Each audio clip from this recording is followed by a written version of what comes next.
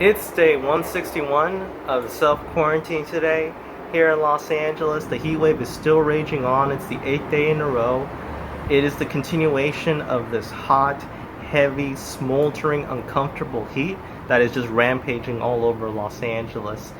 And you can kind of tell that I look tired, that maybe I haven't had a good night's sleep because of my speech pattern.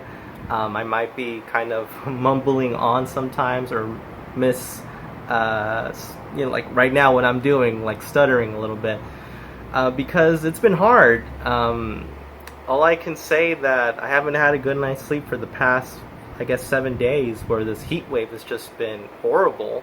And even with the fans, even with the windows open, even with the cold showers in the middle of the night, it's still not enough to get me a good night's sleep. And in the middle of the day, I have to just push myself to stay awake.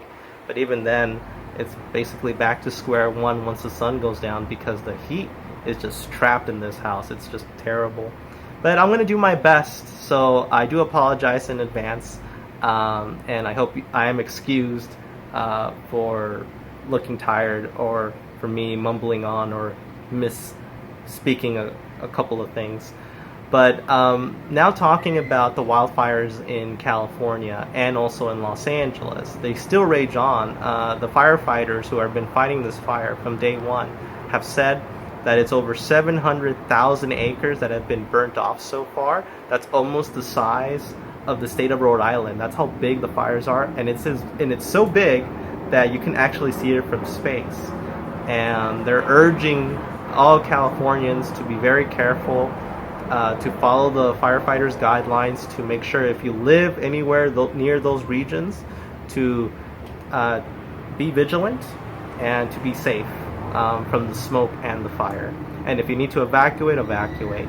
But here in South Central Los Angeles, we can kind of see the smoke kind of covering all over the sky. And sometimes we actually, well, in my opinion, I feel like you can actually smell the smoke. And it's very unhealthy, and I try to stay inside as much as possible. And in the middle of the day, I'll just shut the windows and try not to get any of the smoke coming into the house. Now, regarding the coronavirus here in Los Angeles, they finally fixed the backlog of data, so now we're seeing actual numbers at real time.